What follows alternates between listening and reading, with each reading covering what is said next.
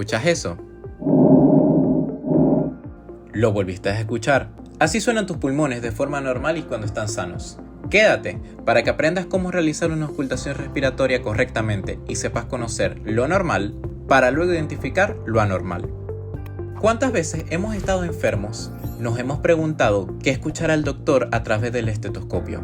O cómo hace para distinguir los ruidos anormales de los ruidos normales para emitir un diagnóstico. Pues a esto lo llamamos semiología respiratoria, que es la rama de la medicina que estudia los signos y síntomas de las enfermedades del sistema respiratorio, a través de la exploración física con el fin de llegar a un diagnóstico presuntivo.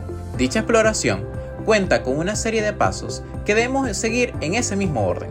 Primero, inspección. Segundo, palpación. Tercero, percusión.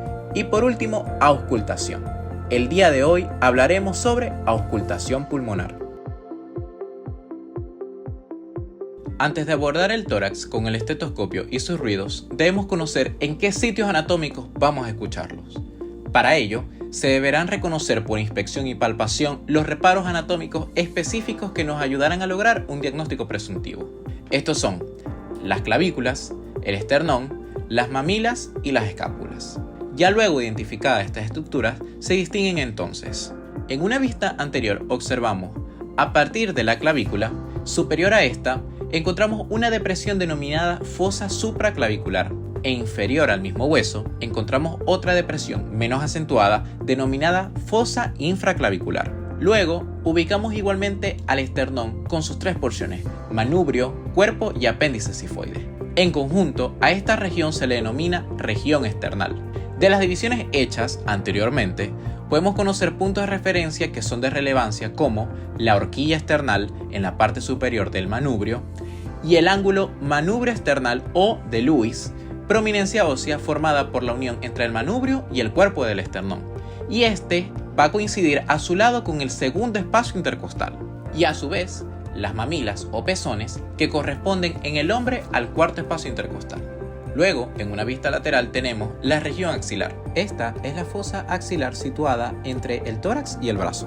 Y inferior a esta, la región infraaxilar, que se encuentra debajo de la misma región axilar, extendiéndose desde el límite inferior de la axila hasta el borde de las costillas falsas.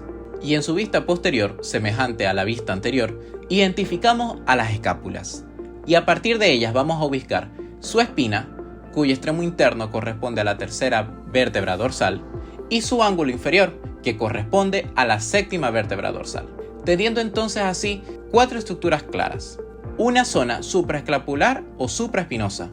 Esta se debe ubicar por encima de la espina de la escápula. Otra, denominada zona escapular o escapular externa.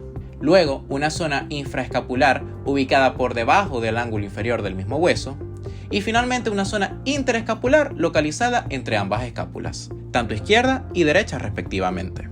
Por último, y no menos importante, podemos identificar puntos de referencia como la apófisis espinosa prominente de la séptima vértebra cervical en una vista posterior del cuello, y el reborde o margen costal prominente en vista anterior y lateral, formados por los cartílagos de la séptima a la décima costilla. Ahora sí, ya dividimos el tórax, pero ¿cómo sé dónde auscultar? Se debe pedirle al paciente que respire profundamente y repetidamente por la boca, auscultando en forma sistemática y comparativa todas las regiones pulmonares, focalizando los espacios intercostales desde el vértice de cada pulmón, el lóbulo superior de cada pulmón, el lóbulo inferior de cada uno y en el caso del pulmón derecho debemos tener en cuenta a su lóbulo medio.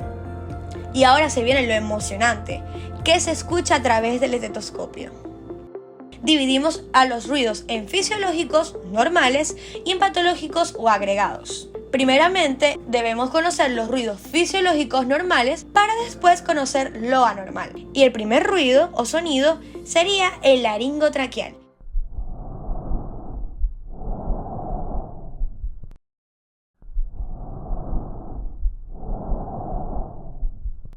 Este está localizado especialmente sobre la tráquea, en la región anterior del cuello y región esternal. Presenta características como soplantes y de expiración más fuerte.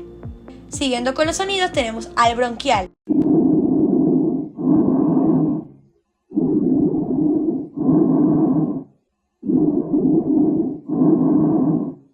Este se encuentra localizado en la cara anterior del tórax y en las proximidades del esternón. Se presenta similar al traqueal, aunque con menos intensidad.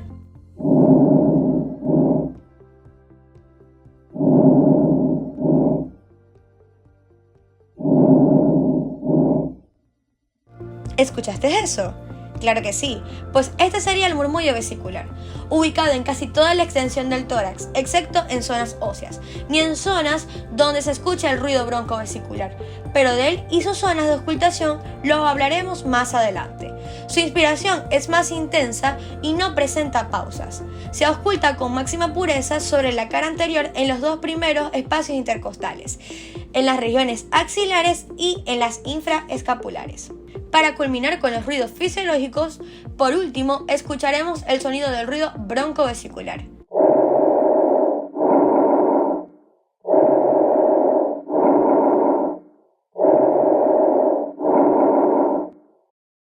Audible en región esternal, superior, interescapulovertebral derecha y a nivel de la tercera y cuarta vértebra dorsal. Si recordamos el ruido anterior, en estas zonas no vamos a escuchar el murmullo vesicular. Y en cuanto a sus características, tenemos a la inspiración igual expiración y presenta un tono intermedio.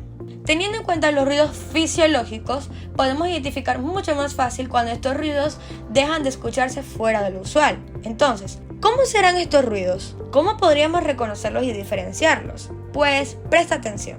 Tenemos al ruido estridor.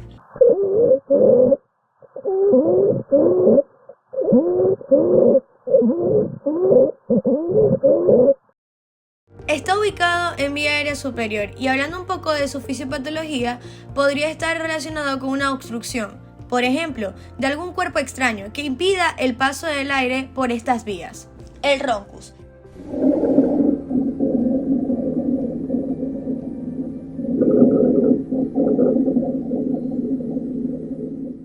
Este ruido muy peculiar puede localizarse principalmente en bronquios grandes, y este ruido se debe a la presencia de secreciones en los bronquios de menor calibre y cuando existe obstrucción en la vía aérea inferior.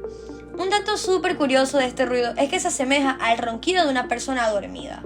Seguidamente tenemos al sibilante.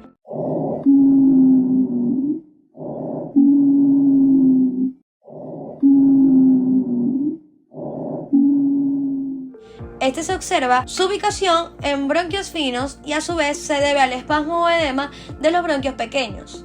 Y este se oye predominante en la expiración, especialmente en crisis asmática. Ahora muy bien, vamos con los crepitantes, iniciando con el crepitante fino.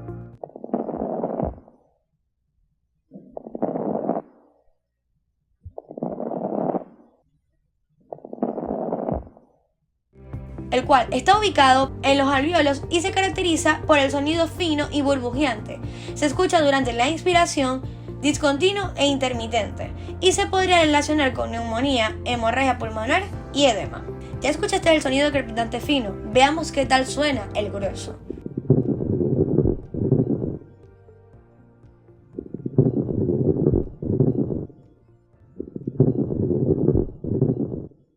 Este sonido en particular presenta características muy similares al crepitante fino, solo que su sonido es más seco y este se caracteriza por el depósito de colágeno intersticial y está asociado a enfermedades intersticiales.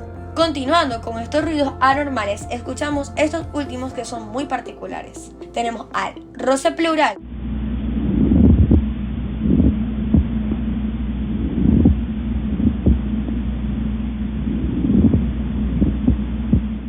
Y una de sus causas es la pleuritis. Este sonido es producido por el contacto de las dos hojas pleurales. Y por último, pero no menos importante, tenemos al soplo pleural.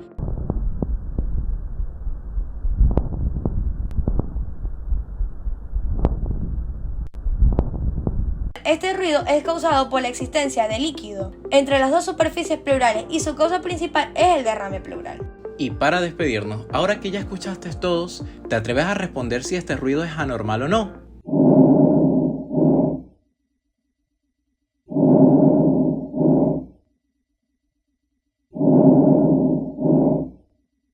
Déjanos en los comentarios qué escuchaste.